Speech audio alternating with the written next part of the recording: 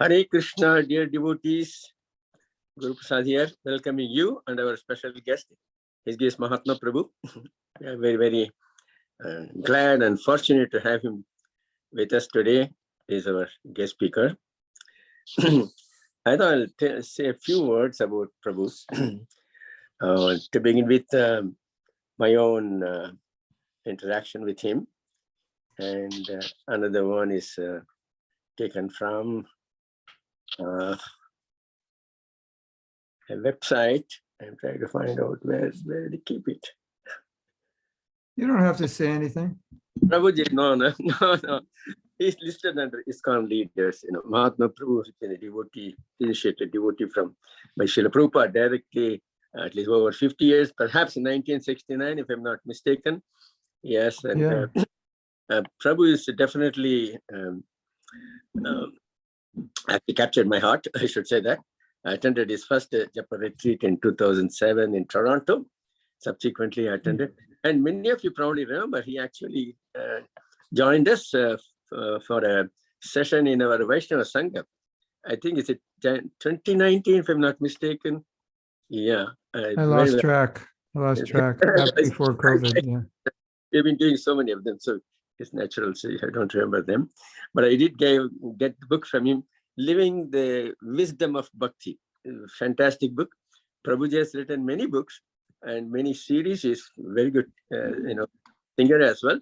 So he said, if you visit his website, mahatmadas.com. Very simple, mahatmadas.com. You'll get a lot of information. And for aspiring devotees who want to become initiated, he given the very important topic of who is Guru, or what is the relationship with the Guru and the disciple. I mean, practically everything what you can,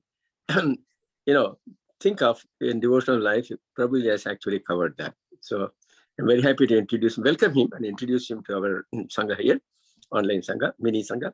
So I'm going to hand it over to him. Please do visit his website. And he is on most of the, media, Instagram, Facebook, you name it. And particularly, I looked through this thing recently on his YouTube channel. So that's the easiest thing I can do. I'm not tech savvy, so I just go to YouTube and I listen to many things. So please do visit his website after this presentation. He will today talk about who else? Mahaprabhu himself. So he's going to talk about Mahaprabhu. And after that, maybe we'll have about 10-15 minutes for a bit of interaction with him, reflection, question, whatever. So between 6 and 6:40, 6:45, Prabhuji is okay, about 40 minutes. And then afterwards, we'll get into some. 6:45, you want me to stop and then there's questions, or we stop the class? Exactly, there'll have some interaction, feedback. Okay. If it's okay with you, but it's up to you how you want to handle it. Okay. Now let me hand over to Prabhuji. Welcome again to our online Bhagavatam class, Prabhuji. Nice to have you with us. Om Vishnupadaya Krishna Prastaya Bhutale Srimate Bhakti Vedanta Shamini Tinamane Namaste Saraswati Deve Gauravani Pacharine Nirvise Shandivari Paschati Dasatani Panchakalpatarubhyascha Kripa Sindhuvye Vacha Patitanam Pavanebhyo Vaishnavebhyo Namo Namaha Mukam Karoti Vachalam Pangolangayate Giring Yakrapatamaham Bande Sri Guru Dinatarinam Bande Sri Krishna Chaitanya Nitananda Sahorito Gauradaya Pushpavanto Chittur Shando Tamanado Sri Krishna Chaitanya Prabhu Nitananda Shri Advaita Gadadhar Shivashri Gaur Bhaktivinoda Hare Krishna Krishna Krishna Hare Hare Hare Ram Ram Hare Hare. So it's nice to be here with you. Last time I was in Ottawa was 1972. When most of you maybe you were there in another body, I don't know. Maybe we were doing kirtan together in your former bodies. But here we are together again. And I've chosen a verse I wanted to begin discussing, maybe 2 verses. Can I share that? Am I allowed? Can you give me sharing rights? And I'll put the verse up.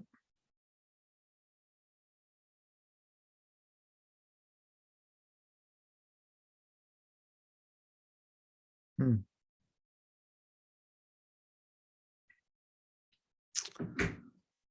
This chapter is on the this chapter is Adi Lila 1, chapter 13, and this chapter is entitled The Advent of Lord Sri Krishna Chaitanya. Now, this is a very interesting verse, and I thought it would be a nice meditation for today.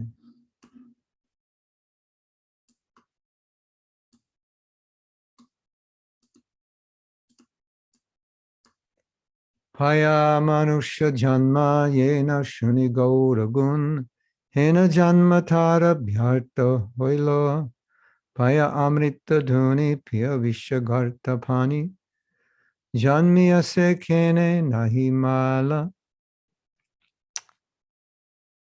I want to read the word meanings, give you a sense of this verse. Paya manusha janma, anyone who has gotten the form of a human body. Ye, who, na, does not, shune, here, gaura guna, the qualities of Lord Caitanya Mahaprabhu. Hena janma, such a birth, tara, his, vyarta hoila, becomes useless. Paya, getting the opportunity, amrita duni, of the river of nectar. Pa, drinks. Misha garta pani, water in a poison pit of material happiness. Janmiya, taking birth as a human being. Sehi kene, why nahi, did not maila, die. Maybe you get a sense of what it means, but we'll read the translation. Anyone who attains a human body, but does not take to the cult of Sri Caitanya Mahaprabhu is baffled in his opportunity. Amrita Duni is a flowing river of nectar of devotional service. If after getting a human body, one drinks the water in a poison pit of material happiness, instead of the water of such a river, it would be better for him not to have lived, but to have died long ago. Hare Krishna. Okay. We don't think that Krishnadas Kaviraj wants to kill everybody. But he's explaining this in a sense that if you have the opportunity to swim in and churn the ocean of nectar of Mahaprabhu, which Bhagavatam says is deathless nectar, and you don't take advantage, there's no advantage to living. And for most of us, most people, living just means increasing their sinful activities, their bad karma. And in another sense, if you have a human form of life, you don't take advantage of it. What's the point? So let's read the purport and discuss it. In this connection, Srimad Prabodhananda Saraswati has composed the following verses in his Chaitanya Chandramrita. Achaityam idam vishwam yadi chaityam isharam navidu sarva shastragya yapi brahmanti te janaha. This material world is without Krishna consciousness. Lord Caitanya Mahaprabhu is Krishna consciousness personified. Therefore, if a very learned scholar or scientist does not understand Sri Caitanya Mahaprabhu, certainly he is wandering uselessly in this world. Sounds a bit black and white, doesn't it? These prayers are coming out of not the fanaticism, but the ecstasy of the pure devotee in realization of who Mahaprabhu is and what he's given. And so let me give you an example. Like if I give you $1 billion, $1 billion is a lot. You take $1 million 1,000 times. That's a lot of money, right? So now you have $1 billion, and I come up to you and say, I have $1 million. And you say, 1,000,000? That's nothing. What's 1,000,000? When you have 1,000,000,000, that's 1/1000th of what I have. It's nothing, insignificant. And then you might think, wow, you're a crazy fanatic. You think $1,000,000 is nothing. Well, compared to 1,000,000,000, it is nothing. It's 1/1000, not really significant. So for those who are swimming in the ocean of love of Mahaprabhu, and those who are swimming in the prema nam that Mahaprabhu has given, they say these things. It's out of ecstasy. It's not like they hate everybody and they think everybody is the biggest fool that ever existed in the universe. They're saying that when you could get 1,000,000,000, why are you wasting your time trying to work hard to make 1,000,000 when I can just come and give you, if you go to Mahaprabhu, he'll give you $1,000,000,000 and you're working hard to get your 1,000,000. Why waste your time? That's kind of the mood. Just wanted to clarify that. Okay, so let's go back and read some more verses.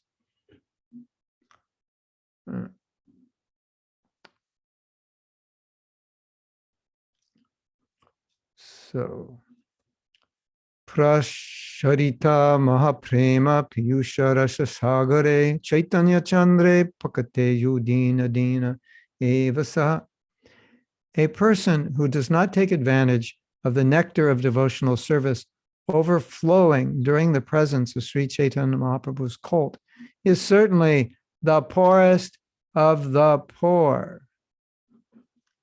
Now, of course, materially speaking, we evaluate wealth based on how many zeros you have on your bank balance. Well, there should be one number in front of the zeros, hopefully.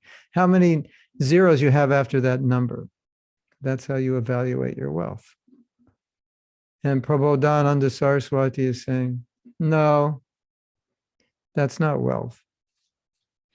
You can have billions of Canadian dollars and still be the poorest man spiritually. And you could have no money, Canadian, American, whatever. And you have prema, that is called prema dan, you're the wealthiest. Prema dan. You see this bead bag here? This is where all your wealth lies. All the wealth in the world lies right here, because this can give you prema. This can give you prema dan, which is the greatest gift. Sometimes we don't realize this. Sometimes we think the wealth is in the bank. It's not in the bank. It's in the name. So that's where this verse is coming from.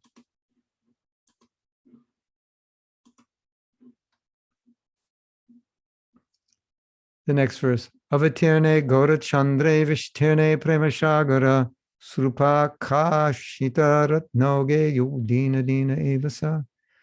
The advent of Lord Chaitanya Mahaprabhu is just like an expanding ocean of nectar.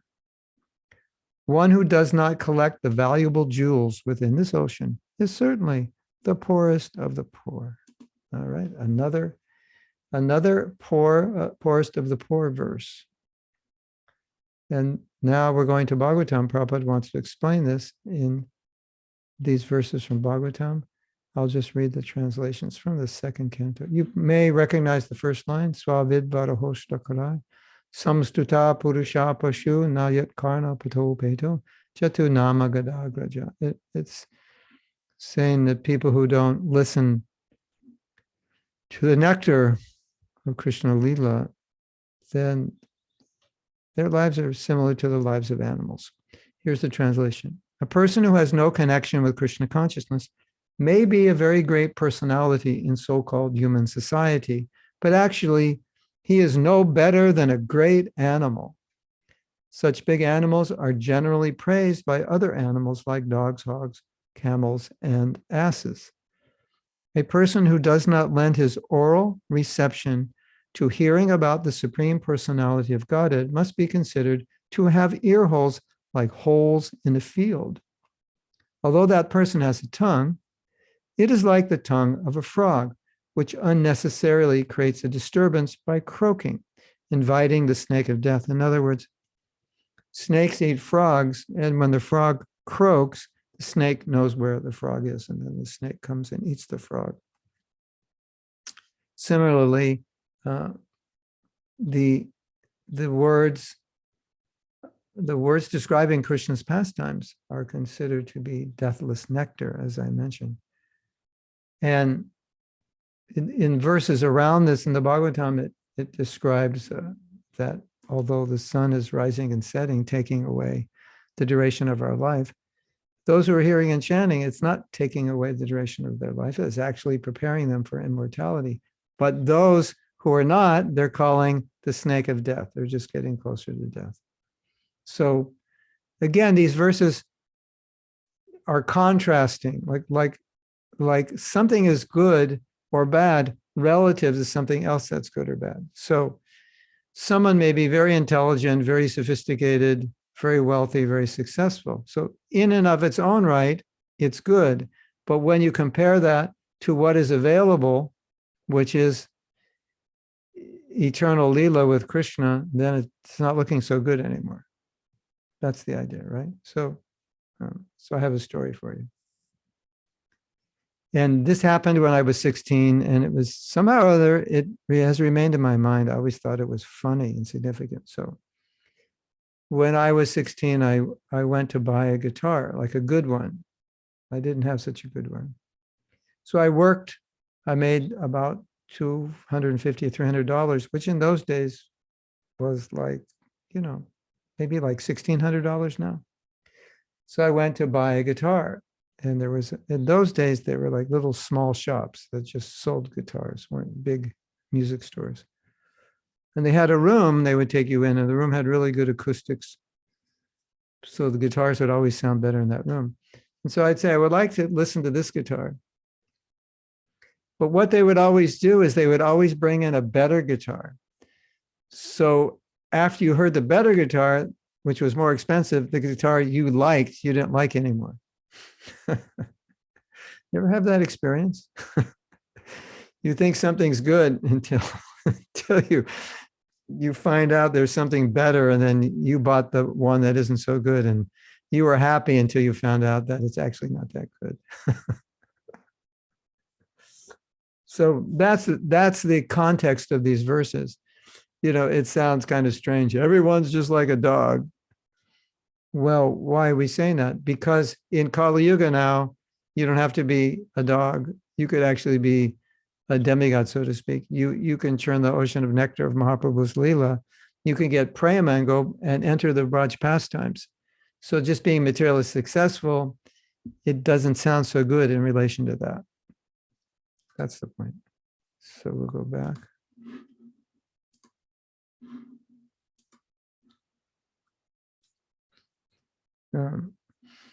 Yes, continue reading. Although that person has a tongue, it is like the tongue of a frog, which unnecessarily creates a disturbance by croaking, inviting the snake of death.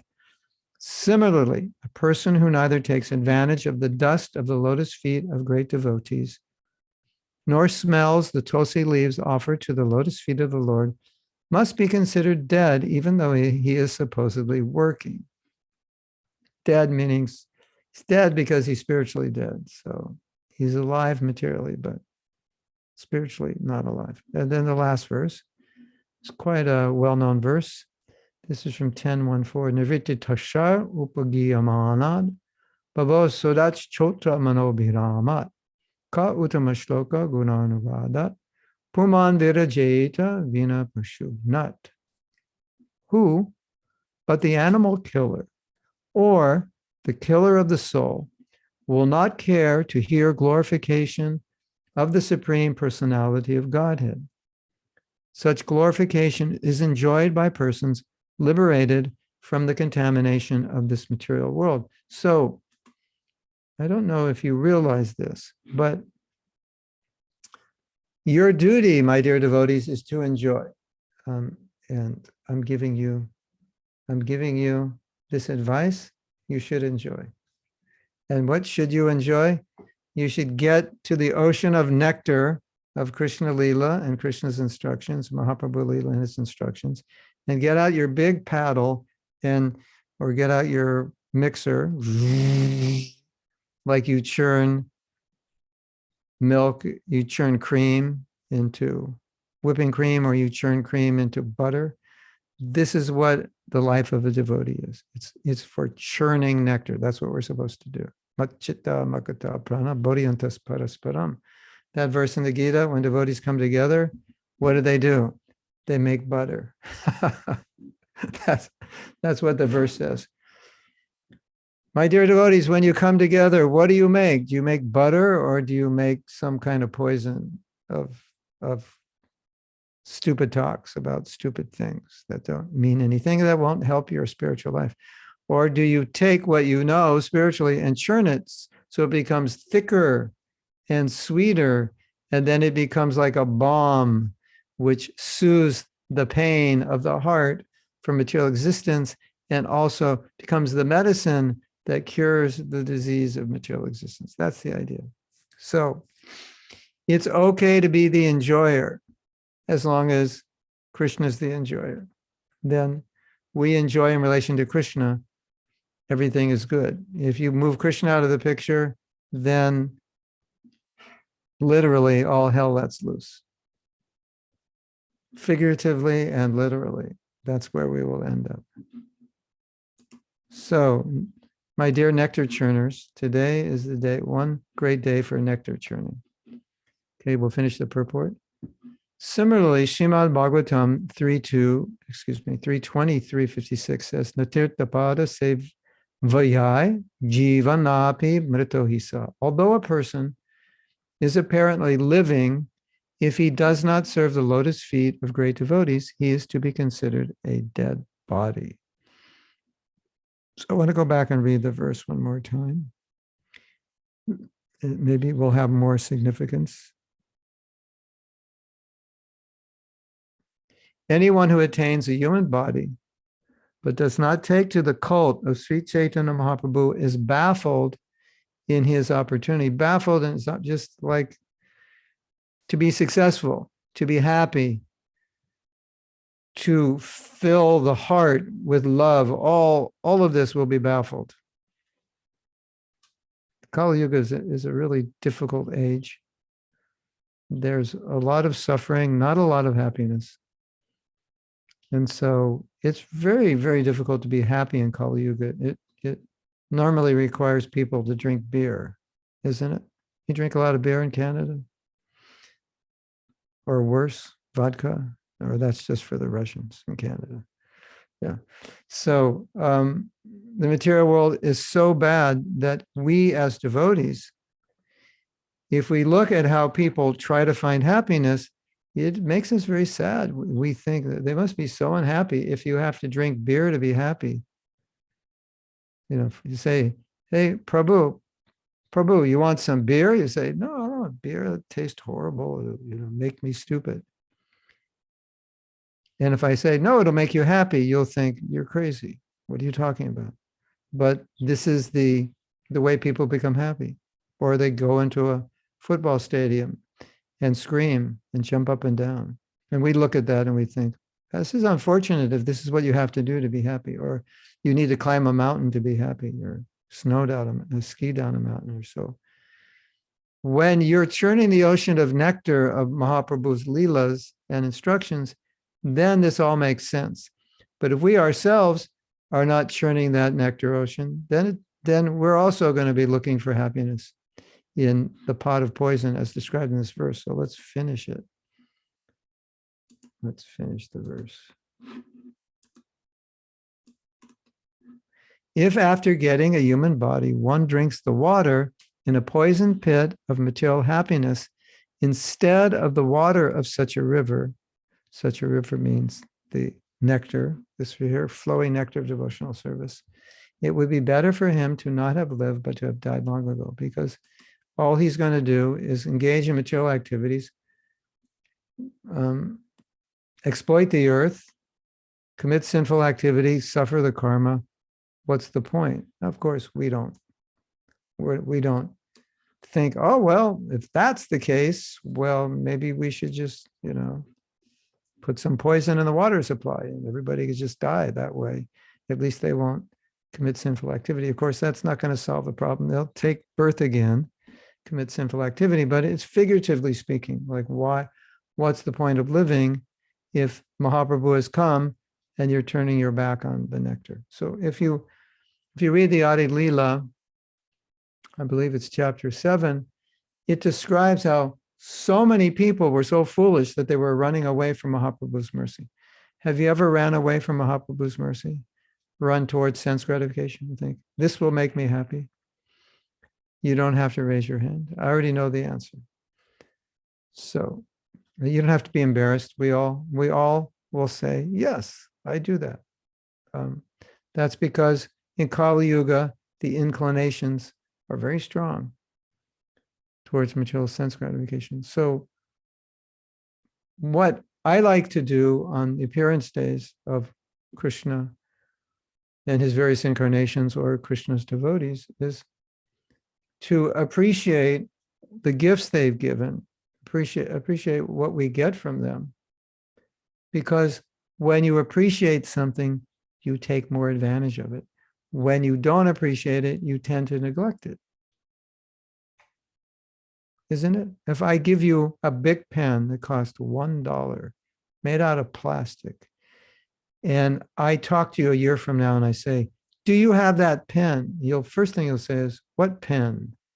You say, remember that pen I gave you? You go, oh, you mean, oh, I kind of remember it. Yeah. It's like so insignificant. It probably cost 50 cents, not even $1. That's a plastic pen. And you can buy whole packs of these pens, right? 20 pens for like $3 or $4. So I give you one of those pens, you practically lose it the day after I give it to you. What if I give you a gold pen? And they say, remember that gold pen I gave you? It's worth like $4,000. Oh, yeah, I have it right here. Have it in my safe. I'm taking care of it. Have you ever lost a cheap pen? Yeah, Prabhu, I lose like 3 every day. Yeah. But gold pen, solid gold pen, you were not going to lose. If you lose a solid gold pen, you must have been raised in a pretty wealthy family. But ordinary person will not lose a solid gold pen, right? So it's similar in our bhakti that sometimes if we're not doing well, we don't appreciate or don't appreciate enough of what we're given, and we kind of don't relish it, don't take advantage of it. Well, Prabhu, I can't find my beads. Did you see them around? Did you know where I put them? You ever lose your beads? Hare Krishna. That's like, you have a 2-month-old baby. You go, I forgot where my baby is. Have you seen my baby? I forgot where I put him down. Yeah, that doesn't happen, right? So I forgot where I put my beads.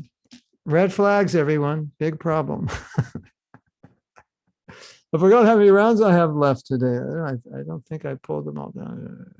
Do I have 14 or 13, maybe 16, 15? It's not a good sign.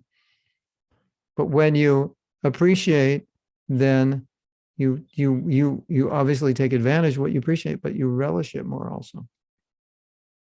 So let's appreciate what's being said in these verses. Do you know that when Krishna comes, he does all these amazing childhood pastimes, and it's said that these childhood pastimes are the sweetest of all of Krishna's pastimes. Sweet. Of course, Rasa Lila is the highest, but these childhood pastimes kind of win in the sweetness category, right? In different categories, right? And do you know that those Leelas do not take place in Goloka? They only take place here in Gokul. Did you know that? Like, we are privy to those Leelas. In the spiritual world, Krishna isn't growing up. He's not a little baby. And all these Leelas where he's killing Kamsa and others, it doesn't happen up there. There's rumors it happens. Or sometimes that Krishna went to Mathura, killed Kamsa, but it's a fake Kamsa. It's like, it's not really happening. And so Jasoda, she knows Krishna is her son. She sees him, but not her baby. Eternally youthful. Krishna is like 16 forever. Sweet 16 forever. And here on earth, we somehow or other, you and me, the most fallen of the fallen, if there were prizes for being the most fallen, everyone living today on earth would get a prize because we're still here and the Kali Yuga is we're already in 5,000 years. We haven't figured out how to get out. We are definitely amongst the most fallen. And to us, the most fallen, who have absolutely no qualification other than we just want to enjoy the body to the maximum extent. That's our basic qualification. And still, Mahaprabhu comes and says, I'm doing my leelas. I'm dancing in ecstasy. I'm giving you ecstasy. Krishna comes. I'm doing my leelas. It's all recorded. We've all arranged it. Sukadeva Goswami will speak it. It'll be recorded. You can spend your life hearing my leelas. And I'm going to give you a holy name, and I'm going to spice it with prema. It's not like your ordinary stock Harinam. This is Harinam. How should we say it? Harinam on steroids, basically. It's going to be the steroid of prema has now entered the holy name in this Kali Yuga. So this holy name that you and I have, we all have, is a different holy name than is available in most Kali Yugas. So it's spiced, sliced with the steroid of Krishna Prema in the mood of the residents of Vrindavan, which is never given before, and we've got it all. What do you think of that, Prabhus? What time is prasadam? That's what I think. Yeah, that's because we're residents of Kali Yuga. That's our problem. So it's good that you appreciate prasadam, but prasadam comes in other forms. And this is the real prasadam. So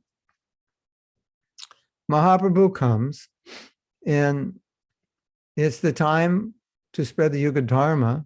So he comes, but he also has personal desire. And he was once speaking to Rukmini. He went to visit Rukmini, and she was crying and crying because she was thinking Krishna is going to leave. Now he's with me. He's going, he comes to see me, then he's going to leave.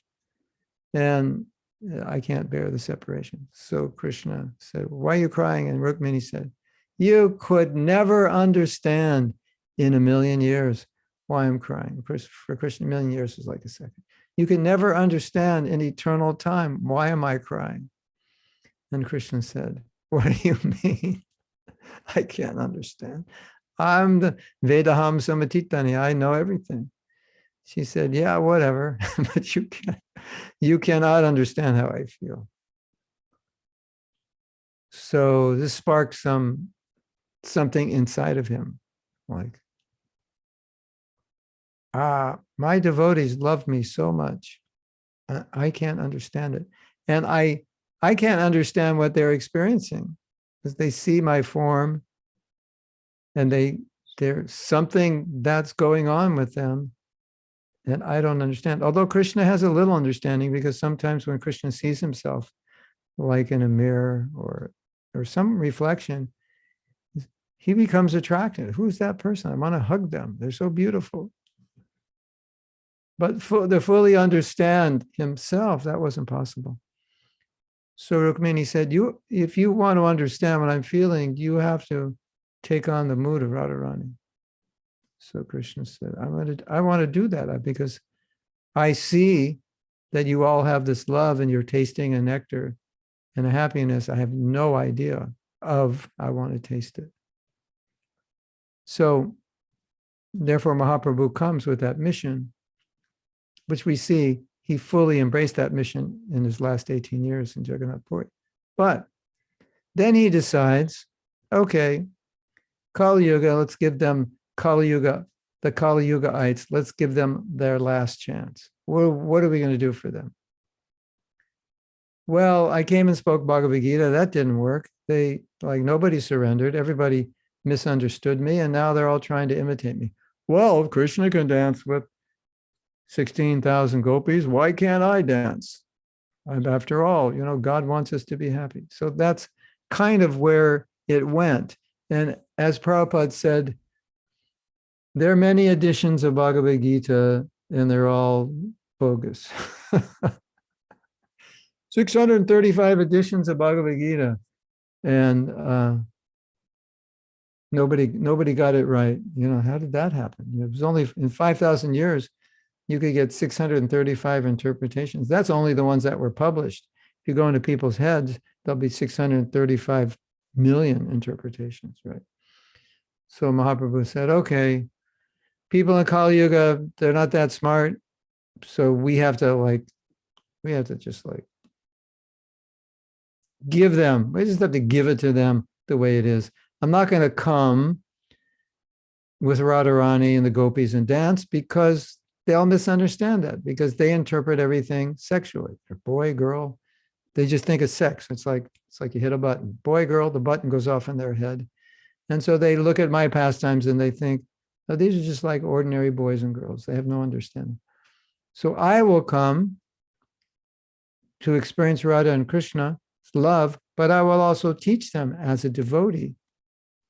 And I'm Radha and Krishna, but it's in the figure of one man. So they're not going to misunderstand. And I will bring all the gopis and manjaris, not all, I will bring many gopis and manjaris, and they will be gurus. And rather than engage in Ras Lila, they will describe what is Ras Lila. They will describe what is prema, what is the love of the gopis, because they're gopis, they can describe it, but they're all in male figures. So nobody will misunderstand. And the only thing that really didn't even come close, but was Rasa Lila was the kirtans at Srivasanga, which Mahaprabhu wouldn't let anybody go to because they were too pure. But it was said it was like the Rasa dance. But you can see it's all men, and the men are writing about what they did and what their moods are because people misunderstood. So Mahaprabhu says, okay, so that should, and then what we're going to do is we're going to teach people about the love that the Brajbasis have. And not only are we going to teach it, we're going to enable people to get that love through the Maha Mantra and through the association of advanced devotees. And this was never given. Well, it was given 8 billion years ago, 8,640,000,000 years approximately. It was given before, but the Shastra says it's never given because something that long, you just describe it as never, right? You ever say that? Oh, Elena, you never do that. And Elena says, well, I did it when I was 3 years old. Yeah, but you haven't done it since. So we can say, you never do it, right? Because it's so long. You never do that. Well, I did it, 25 years ago. No, it doesn't count. So Shastra says Mahaprabhu has never given this because it's so long. It's just, is given. You could say, well, he hasn't given it for 8,640,000,000 years, or you could just say he's never given it. So Shastra just says never. And here you are, ladies and gentlemen, ISKCON Ottawa, Elena, Bhakta Ilya, Guru Prasad, Anandamayi, Matthew, Sharat, Mandalaram, Leela Mohini, and Sushma. Here you are, your big chance after 8,640,000,000 years. You are here. You can take the mercy. You can churn the ocean. What do you think? Let me think about it. Let me eat a few pakoras first. I'll think about it. Yeah, that's Kali Yuga. That's Kali Yuga, right? So we need to understand. It's good for us to understand Mahaprabhu's mercy, and it's good to understand Svavidvaha Hostakrai. Sometimes we're like dogs, hogs, camels, and asses. So we want to increase our appreciation muscles, right? Because when those muscles of appreciation are increased, then we take more advantage of the hearing and chanting. Now, one of the big challenges for all of us Kali Yugaites is, as Mahaprabhu said, Nam Namakari Bahudani Jasarva Shaktis. Krishna, you are present in your name. There's no difference. It's not like if you walked in the room, it would be different than you're walking in the form of your name. But Durdaivam, you know what Durdaivam means? When I was a kid, there was a blues song. I don't know if it's any of you ever heard it in your time, if it ever made it into your culture. But it was called Born Under a Bad Sign. I was born under, I don't remember how it goes, but just standard blues song. I was born under a bad sign. Anyone heard that song before? It's funny, because it's about astrology. Born, blues song. I was born under a bad sign. Do do do. And then the last line. I forget how it goes, but it's if I have any luck at all, it's bad luck.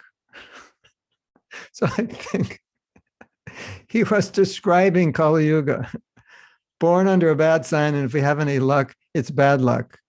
And Bhagavatam says, short-lived, unfortunate, which means unlucky, right?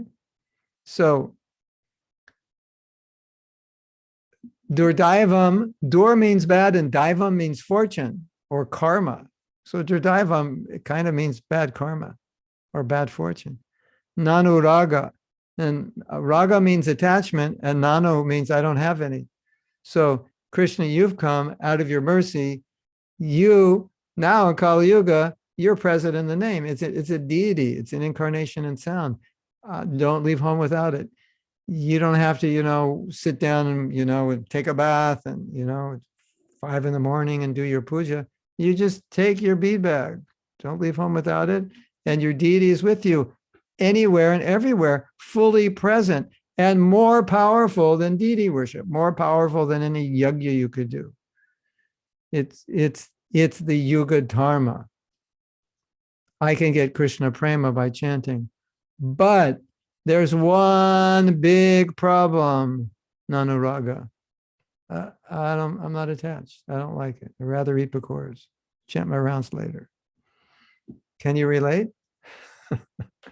So, what I always say to devotees is, make yourself fortunate.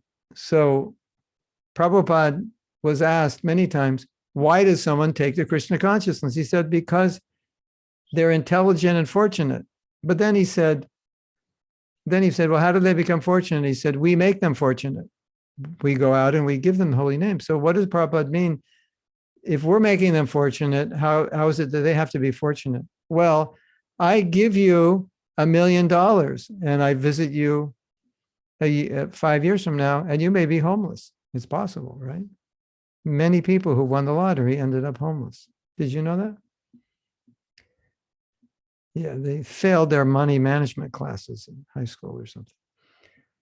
So it's not enough to get mercy. You have to know how to invest it. And so make yourself fortunate. You've been given the fortune, so now make yourself fortunate. And so one of the ways we make ourselves fortunate is we take the gifts of Mahaprabhu and we use them properly. We don't hem and haw. Oh, it's so hard to chant. I'm so fallen. Maybe we should write a book, 108 excuses to not become Krishna conscious. We've made them all, isn't it? It's like, well, what's the point of making 108 excuses? Just to convince yourself that you're too fallen to chant properly, so you don't feel guilty when you don't chant properly. That's not the way to go. We're supposed to appreciate, right? Mahaprabhu has given this gift. I am so fortunate. Now I've been given fortune. I need to invest that fortune. So Mahaprabhu has given me the fortune of the holy name. He's given me the fortune of such amazing association, so many great acharyas. Srila Prabhupada is here, so many great devotees in ISKCON, temples, Tulsi, deities, everything. Let me make myself fortunate by taking advantage. That's important, because just because the fortune is there doesn't mean we are going to be rich. We have to know how to take advantage of it. So that's what I wanted to say. And in the interest of time for questions, I actually have to leave at 7 also, because we're going to another program at 7. So if anyone has any questions or comments? Well, let me say one last thing. How do we appreciate the gift? We appreciate the gift by making our best efforts to take that gift and utilize it, especially making efforts to avoid the offenses while we chant. So not to be a mindless chanter, but be a mindful chanter. Be present to the deity of the holy name who's sitting with you when you're chanting, and give your heart and your prayers and your devotion to that name, because that's the Yuga Dharma. This is how we become Krishna conscious. And all the gifts you could say Mahaprabhu is giving us are really all contained in the holy name. So if we miss that, we've kind of missed the boat, so to speak. And that boat's crossing over the ocean, going to Braj. And if we miss that boat, then, see you in 8 billion years, Prabhus. Better luck next time. Of course, it's not that bad. We can come back and, we can come back again. But Prabhupada said, you could come back again, but there's no guarantee that you'll do devotional service. So make yourself fortunate now. Don't be Durdaivam, be Daivam. Hare Krishna. Okay, so if you have any questions or comments, I'd be happy to discuss, answer.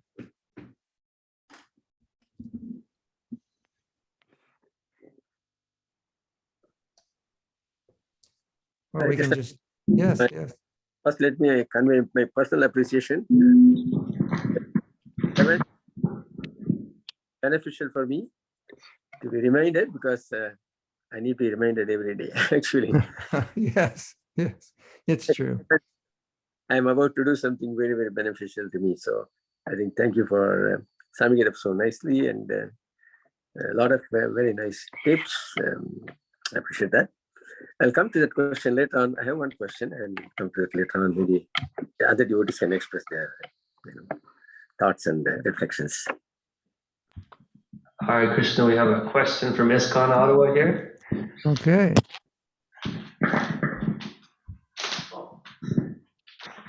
Hare Krishna Prabhu, thank you for the class.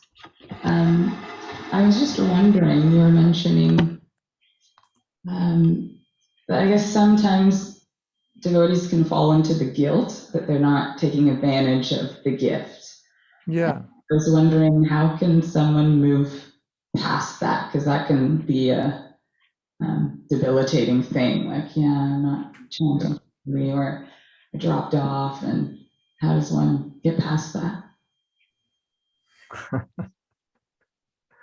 Oh, it depends on the person, because it'll be different for different people. Some people are programmed to feel guilty about everything. So if we get them past the guilt about chanting, they'll find something else to feel guilty about. So it's like, it's endless. So it's not like you can specifically deal with it for one thing. It's, they have to deal with it universally, like why. But Mahaprabhu, if you look at Mahaprabhu's names, the Gauranga has 100, there's a Sarvabhauma Bhattacharya, 108 names.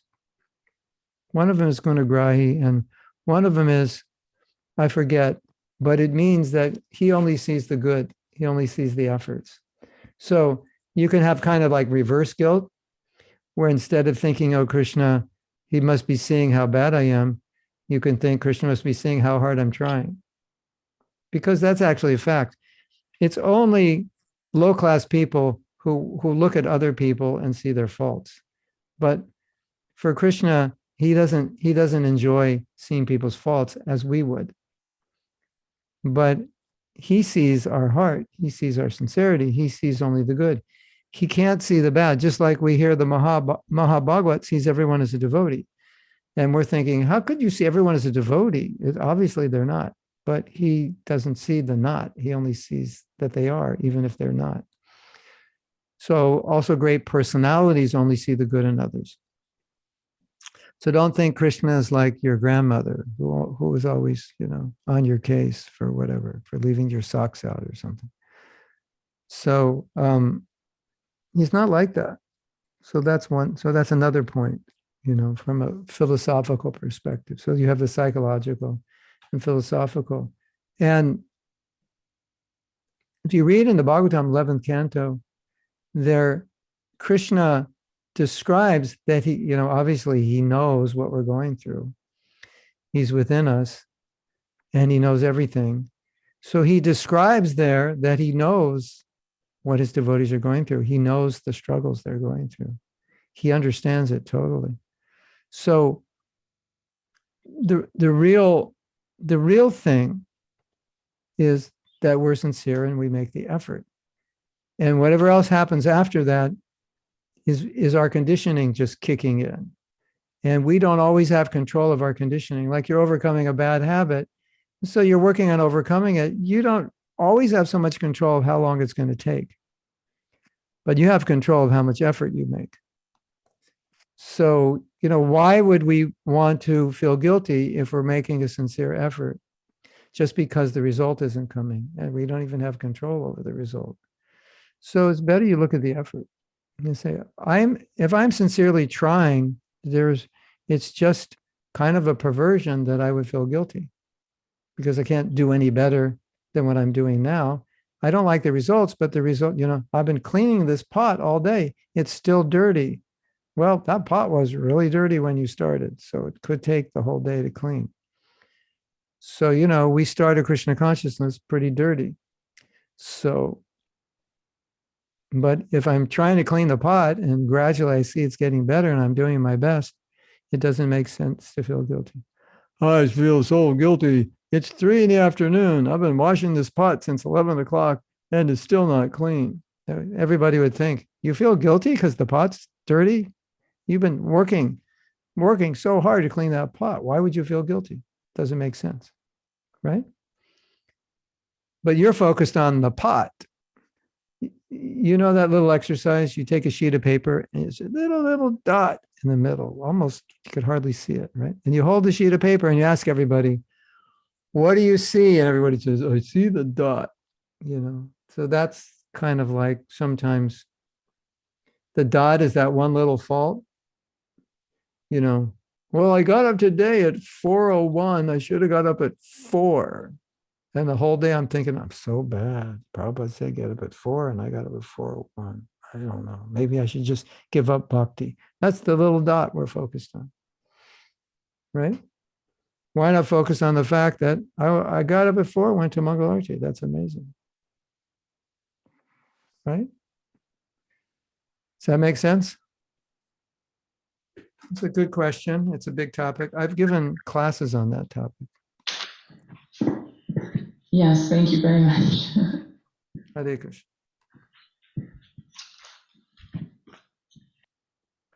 Or we could say that little spot is our little bit of devotion. So let's focus on the little devotion. You could look at it that way also. Or you could look at it in the ocean of effort. There's one little spot or a few little spots. And those spots will be cleaned by my efforts also. It's not that they won't go away. It just takes time. Another thing that's really interesting. Prabhupada once told the devotees, he said, you were all sent by my Guru Maharaj. You're all devotees in your past lives. And the devotees said, well, how is that possible? We broke all the principles for like 20 years or more of our life. And Prabhupada said, oh, that's just superficial. So what did Prabhupada mean? He meant what's in your heart, that's what's real. So Prabhupada said, that's superficial. When you heard the holy name, you came running. So, it's like, okay, I did so many sinful things, but that's just like whatever. Superficial. It's not, those things are not going to stop your bhakti, The fact that you think some crazy thought or this or that, that's not going to stop your bhakti. But you're sincerely engaged in devotional service, that means you're a devotee. That's what's important. So I think that puts it in more perspective. Superficial, remember that word, it's just superficial. Superficial means it's not foundational to who you are. I'm thinking of something, I'm not going to do it. It's just a conditioned thought habituated from my past activities. It's superficial because I'm not going to do it, even though I'm thinking, why am I thinking about this? I wouldn't do it if it was in front of me. But I'm conditioned to think about it. So I could beat myself up. Maybe I should drown myself. I'm so bad. Or maybe I should just think, whatever, it's just superficial, and just keep going forward in my bhakti. And then be connected with my heart, with my faith. That's what we should be connected with. Not connected with the superficial conditioning. That doesn't make sense. And that's where the guilt's coming, as we're connected with that. And we think that's important. It's not important. Okay, Mandala Rama has a question or a comment. Hare Krishna Mahatma Prabhu. Thank you so much for coming and giving us your association. My question is, what do we do about when new people come to bhakti? They have their certain conditionings and stuff that they bring with them. And, they might not be able to follow, say, the rules and regulations to a T and whatever else. There's a whole spectrum of things that could be there. But, how should we deal with those people, bringing them up in Krishna consciousness? Yeah. Well, I like the way you use the word bring them up, just like you would bring up a child. If you see, God, I could give a whole lecture on this. Let me just tell you this. Today we're doing initiation. So I'm going to initiate some devotees, right? And so they're already chanting Hare Krishna. They're already doing so many things that free them from sin. They're already wearing tilak. They're already wearing neck beads. These are all things that are done at initiation. You're given the mantra. You're given tilak. You're given neck beads. And so, in a sense, the only two things that are really happening is they've already made their vows. Now they're formalizing them publicly. And they're going to get a spiritual name because that's part of the process of initiation. But technically speaking, they're already like good to go, even though they're not officially initiated. So part of the problem we have in ISKCON is we look at everybody and say, okay, let's see, we have Bhakta. Let's see, there's some Bhaktas here. Okay, all right. Shushma, Matthew, Ela, Elena, Sharat. When are you getting initiated? Like, what's wrong with you? You don't even have a spiritual name. You're like, what's going on? You're having trouble. You don't have faith. That's that mood. That's the wrong mood. We think like, oh, until you get initiated, it's like, well, good luck. We'll see you in your next life. So if we treat people that way, they're gonna, like, at a certain point, not be happy. Rather, everyone's in the process on a different level at a different speed, and we need to be less judgmental, more accepting, and more encouraging according to where people's at. I mean, we have seen, I don't know how long you've been a devotee, but we have seen many sprinters in Krishna consciousness run out of breath, halfway back to Godhead. And the people who were the tortoises ended up passing them up. So, it's not how you start, it's how you end. So everyone should be situated in a way in Krishna consciousness where they're progressing, but not everyone will be situated in the same place at the same speed. But as long as someone is situated well and is slowly progressing, we should be happy and we should support that wherever that is on the scale. It doesn't have to be, 16 rounds, 4 principles, and so much service. But if they're doing well down here and they're going up, it's better than being up here going down, isn't it? Because in the long run, you will get up here and you will surpass the person who's up here going down. So I have a funny story for you. This is so interesting. In Los Angeles, there's a man who used to come to Sandhya Arti every evening. He was older than all of us. He looked like he was like 20 years older than us. And he never talked to anybody. At least I never saw him talk to anybody. And he just get a chair, come for Sandhya Arti, sit in the chair. He had a totally shaven head and a toothpick. And he'd always be chewing a toothpick and a shaved head. So, we were like 30 and he was like 50. And so I was, or we were in the late 20s, maybe he was in his late 40s or early 50s. Anyway, so I spent a lot of time in LA, and then I left LA and I came back. I left LA in like 1979 and I came back in like 96. So, like 17 years later, right? So many devotees had gone. So many new faces. I went to Sandhya Arti. Guess who was sitting in the back chewing on a toothpick? Same guy, right? So he's like the idol of, slow and steady where you're at. And 20 years from now, you'll still be here. And so many of those rough, tough, fired up brahmacharis, who knows where they are now, what they're doing. So was that answer okay? Did that answer your question, or did I sidestep it or something? No, that's nice. I'm sure we could go on that topic, like you said, all day long, but that was a nice overview. Thank you, Prabhu. Yeah. As long as someone is making progress. It's different if you take vows and, like that, then, we kind of expect you. But even in that situation, sometimes we have to be lenient for a while. So, ladies and gentlemen, I have to leave Alachua and go to Gainesville for a initiation. And it's probably not a good idea that I'm late. So I will have to leave you now. But it was nice being with you all. And Hare Krishna to everybody. For your morning, quite inspiring. We hope to see you again. Yeah, why not? Maybe in person in August. I'll come to Canada. You're coming to Canada in August. If you do one of those festivals again, I'll come. Yes, we're planning on it, Prabhu. Absolutely. We'll be in touch. You have any idea of the dates yet? Well, we're thinking mid-August at some point. We're just trying to iron out a venue. So that's the main thing. But we'll hopefully, Krishna Kripa Prabhu is also in touch with us. And he's like, when's the festival? I'm planning on coming. So we'll. I was invited to something at the end of August. So if it's in Canada, so Okay. You could manage the weekend before that. That would be good. Okay, we'll be in touch for sure. Thank you so much, Keep it Prabhu. in mind. All right. Haribol. Hare Yeah. Krishna. The weekend of the 19th, the 20th. Put that on your calendar. Okay, thank you. If that's possible. Hare Krishna. Jai Prabhupada. Jai Prabhupada. Hare Krishna. Yeah. Hare Krishna.